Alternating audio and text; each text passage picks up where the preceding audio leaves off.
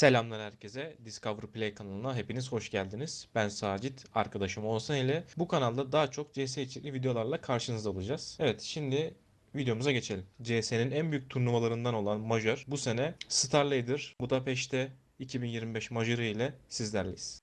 Evet, ilk başta biletimizi satın alarak başlayalım. 10 dolar bir karşılığı var biletin. Bence gayet iyi bir fiyat bu arada. Bence de yani o 10 dolara Açıkçası ben 15 dolar civarında bekliyordum. Hatta 20 dolar bile olabilir diyordum ama bence jeton çok iyi. buna pırlanta daha çok yakışır. Yani amacımız pırlantayı almak. Şimdi ona göre seçimlerimizi yapacağız. Toplamda 32 takımımız var. Hangi takımların bir üst tura yükseleceğini konuşacağız. Favoriler, sürpriz ihtimaller ve dikkat etmesi gereken takımlar var, oyuncular var. Bunlardan da bahsedeceğiz. Şu an ilk olarak 3-0'dan başlayabiliriz. Evet, yani büyük ihtimalle iki farklı bir seçim yapabiliriz. Onların ikisini de size paylaşırız. Ben kendi seçimimde 3-0'a Legacy. Legacy ve FaZe koyuyorum. Yani bu en mantıklı iki seçenek bu arada. Yani Legacy Amerika elemeleri domine ederek buraya geldi. Şu anda da güçlü bir takım. Eşleşmesi de gayet güzel geldi.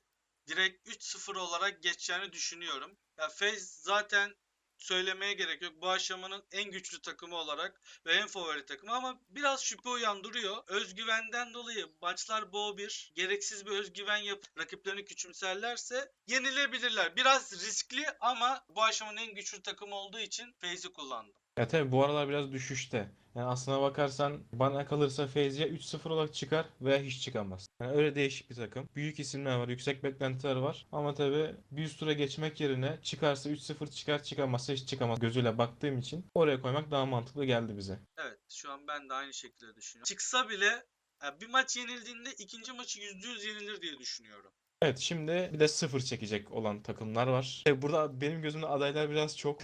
Yani Sıfır çekebilecek. şöyle ben 3 takım arasında kaldım. Birincisi Dance diyorum. İkinci tercihim Red Canis takımı. Burada bir de şu Rare Atom takımı kafamı karıştırdı ama eşleşmelerde bu takım daha düşük gibi geliyor bana. Bu elemeye gelen en düşük sıralamaya sahip bir takım.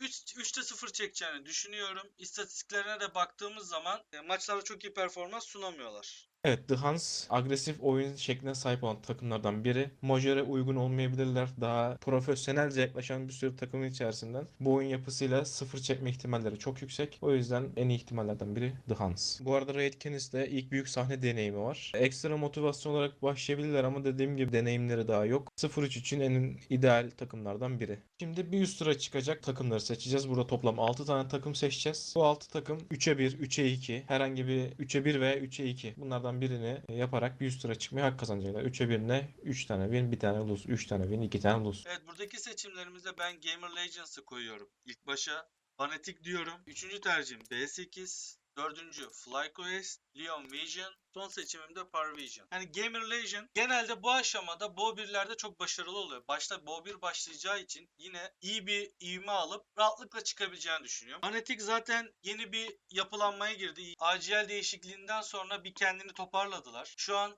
iyi durumdalar. Ya bu aşamada en kötü 3-2 çıkacağını düşünüyorum. Hani B8 takımı da sonuna kadar mücadele ediyor. Bireysel yetenekler ön plana çıkıyor. Bu Yani, aşamayı da o takımla rahatlıkla geçebileceğini düşünüyorum. yani genç bir takım bu arada. B8 takımında genç bir kadrosu var. Potansiyeli yüksek. Sürpriz isimler çıkabilir bu Evet. takımdan.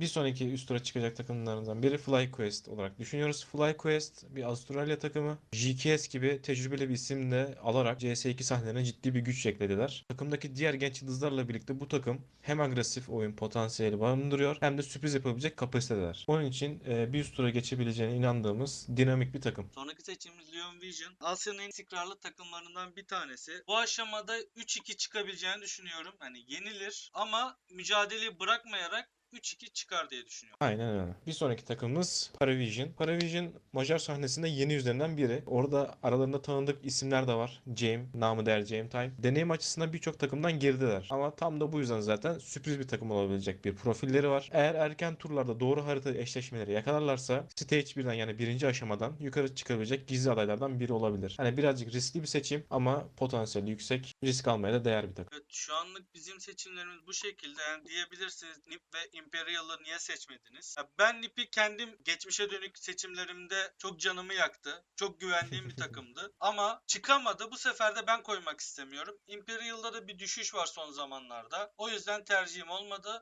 Hani siz değerlendirip ikisinden birini de veya ikisini de kullanabilirsiniz. Ya siz de yorumlarda belirtin mesela biz bu takımı koyduk. Hani yorumlarda da burada tartışabiliriz, konuşabiliriz. Hiç sıkıntı yok. Herkes kendi fikrini söylesin. Yorumlarda konuşuruz. Bu arada bizim ilk majör turnuvamız da değil. Biz ta 2016'dan beri bu turnuvaları takip ederek gerek pırlanta rozet olsun, altın rozette kaldığımız zamanlar da oldu. Hani biz bu platformuna yeni değiliz. Bize güvenebilirsiniz. Bizi izlediğiniz ve dinlediğiniz için teşekkür ederiz. Bir sonraki videolarda görüşmek üzere. Hoşça kalın. Hoşça kalın.